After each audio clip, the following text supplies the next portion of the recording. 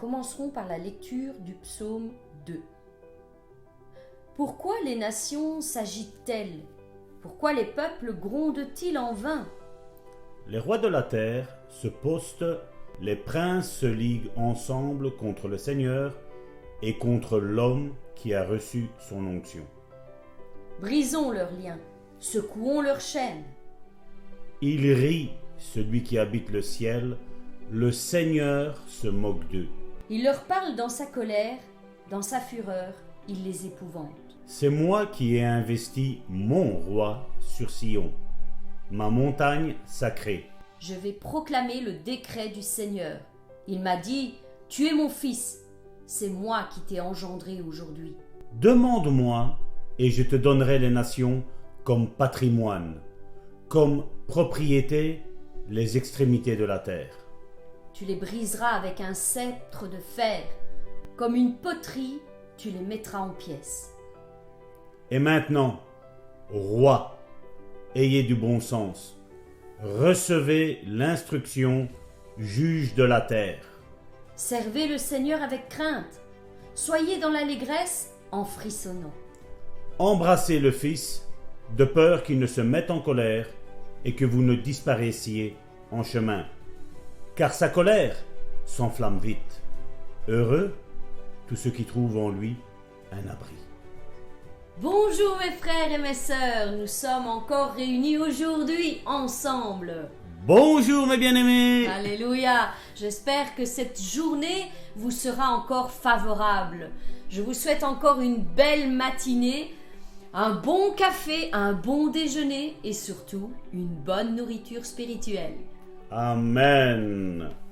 Comme le disait le psaume, embrassons le Fils. Disons Jésus, je t'embrasse. Là où tu es à la droite du Père, nous t'embrassons. Alléluia. Papa Céleste, nous t'embrassons. Et Saint-Esprit, toi aussi, nous t'embrassons. Là, tu es plus proche de nous. Vous savez que dans cette Trinité merveilleuse qu'est le Père, le Fils et le Saint-Esprit, aujourd'hui, la personne qui est la plus proche est cette personne du Saint-Esprit. C'est grâce à lui que nous pouvons réaliser des exploits. Parce que la Bible dit, avec Dieu, nous ferons des exploits, Amen, mon frère, ma soeur. Amen. Le texte de la méditation d'aujourd'hui, nous allons prendre la suite de ce que nous avons lu hier, se trouve dans Matthieu, chapitre 17, au verset 19. Alors les disciples s'approchèrent de Jésus et lui dirent en particulier, « Pourquoi n'avons-nous pas pu chasser ce démon ?» Et le titre de la méditation d'aujourd'hui est « La foi met en œuvre le pouvoir ». Moi, vous savez, mes frères et mes sœurs, si vous voulez réjouir mon cœur, c'est ce que moi j'ai fait vis-à-vis de Dieu. Quand il y avait quelque chose que je lisais et quelque chose que je ne voyais pas de réaliste dans ma vie, je me suis toujours posé la question, Seigneur, pourquoi je n'y arrive pas? Pourquoi dans ma vie c'est différent?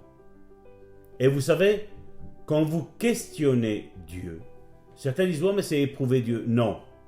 S'il y a quelque chose que tu ne comprends pas, tu le demandes à Dieu et Dieu te le révèle. Amen. Parce que Dieu veut que nous ne soyons pas des robots. Dieu nous a créés avec un cœur, avec une sensibilité, avec une âme, qui, bien entendu, étant des êtres charnels sur cette terre, nous ne connaissons pas tout du monde spirituel.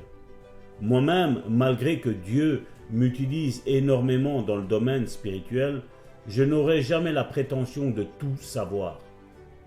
Parce que nous devons faire attention de ne pas tomber dans un orgueil. Et comme je le dis, les choses qui arrivent dans une vie peuvent être différentes dans la vie d'autrui. Et nous devons demander à Dieu qu'est-ce qu'il se passe. Et en Matthieu chapitre 17 verset 19, les disciples demandèrent à Jésus pourquoi ils n'avaient pas pu chasser le démon du garçon.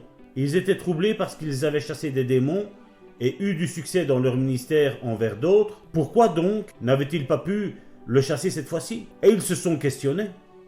Ils n'avaient pas envie d'avoir un échec dans leur vie et ils se sont dit, mais Seigneur, pourquoi cette espèce de démon-là, nous n'avons pas pu le chasser? C'est autre chose qu'aujourd'hui où on va chercher un manuel de théologie, on va chercher un livre pour savoir la raison pour laquelle nous n'avons pas su faire une certaine chose. eux, ils ont questionné directement Jésus en disant « Mais maître, pourquoi n'avons-nous pas su le chasser ?» Ce n'est pas parce qu'ils n'avaient pas le pouvoir, parce que nous l'avons vu dans Matthieu chapitre 10, verset 1er hier. Jésus leur avait donné toute autorité sur tous les esprits impurs et de guérir toutes les maladies et toutes les infirmités. Ils savaient qu'ils avaient cette autorité-là. Mais ils se sont posé une question, ils se sont dit « Mais comment ça se fait que là, maintenant, nous n'avons pas su le faire ?» Je ne sais pas, aujourd'hui, certainement, certains te diraient « Ah, mais Salvatore, tu dois analyser ta vie. Peut-être qu'il y a un péché caché. Peut-être tu as de l'orgueil. Peut-être tu as ci, peut-être tu as là. » Non. Non. Quand on est disciple de Jésus, nous savons que notre vie est réglée selon la parole de Dieu. Sinon, il n'aurait pas demandé pourquoi n'avons-nous pas pu chasser ce démon. Les disciples étaient réputés pour leur ministère envers les autres. Jésus leur expliqua « C'est à cause de votre incrédulité. » Jésus le dit en vérité, « Si vous aviez de la foi comme un grain de sénévé, vous diriez à cette montagne, transporte-toi d'ici là, et elle se transporterait. Rien ne vous serait impossible. » Amen. Et ça, on le voit, c'est juste après, dans Matthieu chapitre 17, verset 20. Juste après, regardez, là c'est mis Matthieu chapitre 17, verset 19.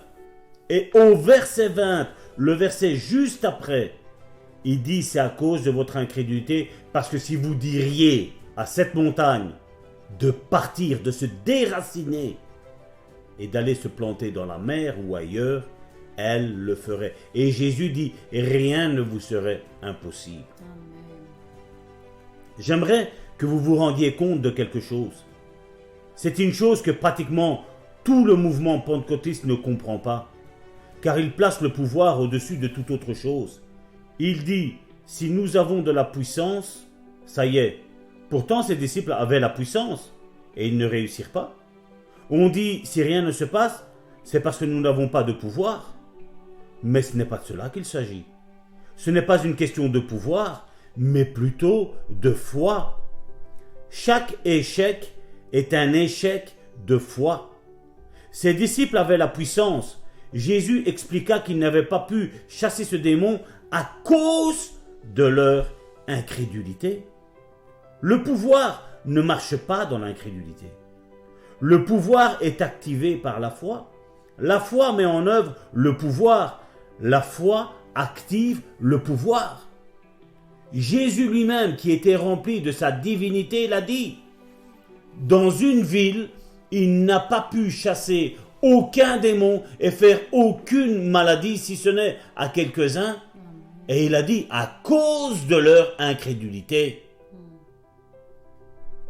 Jésus n'avait-il pas la foi? Mais oui, il était la foi incarnée. Amen. Il était la parole de Christ. Il était la foi. Mais vous avez vu que à cause de l'incrédulité de ceux qui l'écoutaient, Jésus lui-même a été bloqué. Et nous partons dans des raisonnements toutefois erronés. Ah, mais si Dieu veut, si Dieu le veut, il le fera. Si Dieu ne le veut pas, il ne le fera pas. Non. Nous devons arrêter de mettre la faute tout le temps sur Dieu, sur Jésus, sur le Saint-Esprit, sur l'homme de Dieu qui a prié ou la femme de Dieu qui a prié et que rien n'est arrivé. Non, mon frère, ma soeur. Chacun d'entre nous, nous devons prendre notre responsabilité. Amen. Si nous ne sommes pas guéris, c'est à cause de notre incrédulité. C'est à cause de nos doutes. Excusez-moi d'être dur, mais c'est comme ça, mon frère, ma soeur. Nous avons envie, Karine et moi, que vous rentriez dans votre pleine guérison, mon frère, ma soeur. Certains nous diront, mais si nous sommes tous guéris, on ne pourrait plus écouter foi et guérison. Mon frère, ma soeur, vous savez, malgré que nous connaissons le domaine de la foi et de la guérison, mon épouse et moi, et ce n'est pas avec orgueil que nous parlons. Vous savez, nous étudions toujours plus, parce qu'il y a plus, mon frère, ma soeur. Je sais que notre dernier jour sur notre terre ici, que ce soit à mon épouse ou que ce soit à moi, nous serons encore en train d'étudier la parole de Dieu dans le domaine de la foi, dans le domaine de la guérison, dans le domaine de la sanctification. Dans le domaine de Dieu, dans le domaine de Jésus, dans le domaine du Saint-Esprit, dans le domaine de l'Église. Oui, nous ne prétendrons jamais être arrivés, mais nous serons sans cesse à la recherche de la vérité, mon frère, ma soeur. Alors, mon frère, ma soeur, aujourd'hui, excuse-moi de t'avoir bousculé comme ça, mais c'est pour ton bien. Sache que nous t'aimons, Karine et moi. Amen. Es-tu prête à leur la relâcher? Ce boost de la foi, Amen. cette dose de vitamines, Alléluia. ce vaccin de vitamines. Oh oui, oui. Oui. Si je pouvais, je vous enverrais une dose de foi à chacun d'entre vous pour vous booster encore plus loin, encore plus haut, encore plus près de notre Seigneur Jésus-Christ. Et c'est vrai que bien souvent, nous avons de l'incrédulité et nous devons nous mettre sincèrement devant la présence de Dieu, devant le trône de la grâce, en disant « Seigneur, peut-être que je pense ne pas avoir de l'incrédulité, mais quelque part, certainement, s'il ne se passe rien dans ma vie, certainement il y a une racine que je n'ai pas encore conscience d'avoir. » Même ce père, quand Jésus lui a demandé combien y a-t-il de temps que cela lui arrive, il lui a répondu depuis son enfance. Et souvent l'esprit l'a jeté dans le feu et dans l'eau pour le faire périr. Mais si tu peux quelque chose, Seigneur, viens au secours. Viens à notre secours. Aie compassion de nous. Et Jésus s'étant retourné vers lui, lui a dit, si tu peux, mais sache que tout est possible à celui qui croit. Et aussitôt, le père de l'enfant s'écria, « Je crois, mais viens au secours de mon incrédulité. » Ce père a tout de suite reconnu que c'était certainement son incrédulité qui mettait une barrière entre Jésus et la guérison de son fils. Il a tout de suite compris qu'il y avait un problème, que ce n'était pas Jésus qui était limité dans son pouvoir, et que lui-même pensait croire. Il a dit « je crois », mais tout de suite, en s'examinant en plus en profondeur, il a compris qu'il y avait certainement une dose d'incrédulité. Et il a dit « Seigneur, viens au secours de mon incrédulité ». Et aujourd'hui, je pense que chacun d'entre nous, nous devrions avoir la même attitude que ce Père, en disant « Seigneur, je pense croire de la bonne manière, mais s'il y a une once, une petite racine d'incrédulité, qui met un empêchement entre toi et moi pour cette guérison, viens à mon secours, enlève cette incrédulité. Je veux vraiment m'abaisser devant toi, Seigneur. Je veux, Seigneur, enlever toute fierté mal placée que j'aurais, Seigneur.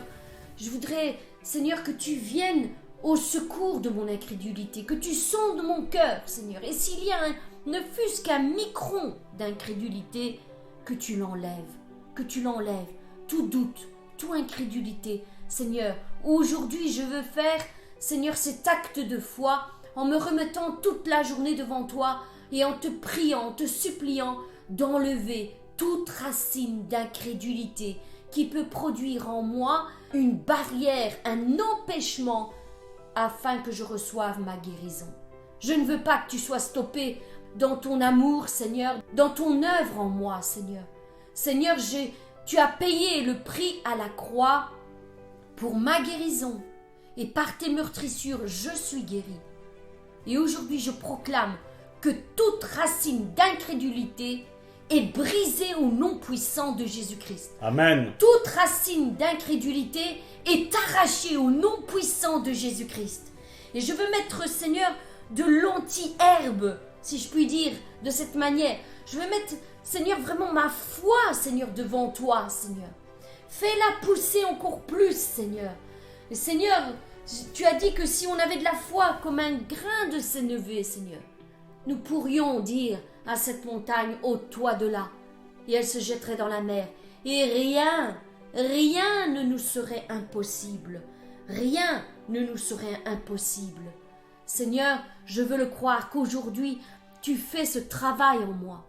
Je me remets sincèrement devant toi, Seigneur, afin que tu puisses enlever toute racine d'incrédulité. Ma foi active le pouvoir de Dieu. J'ai conscience de cela. Faites cette déclaration avec moi, mes bien-aimés. Ma foi active le pouvoir de Dieu. Ma foi met en œuvre la puissance du Dieu Tout-Puissant. Je me sers de ma foi pour recevoir ma guérison aujourd'hui. Aujourd'hui, Seigneur, c'est mon jour. Aujourd'hui, j'ai décidé de travailler en collaboration avec toi. Selon la parole qui a été annoncée aujourd'hui, je veux m'accorder avec tes serviteurs Seigneur, et te demander de vraiment venir travailler mon cœur et enlever toute cette incrédulité, tous ces doutes qui empêchent ma guérison. Au nom puissant de Jésus-Christ, Seigneur, je te remets toutes choses entre tes mains et j'ai foi que tu le feras encore aujourd'hui. Mes bien-aimés, je vous souhaite une excellente journée dans les bras du Père. Soyez bénis et restez pleins de force et de confiance, car ce Dieu que nous prions n'a aucune limite en nous. Soyez bénis, mes bien-aimés. À demain.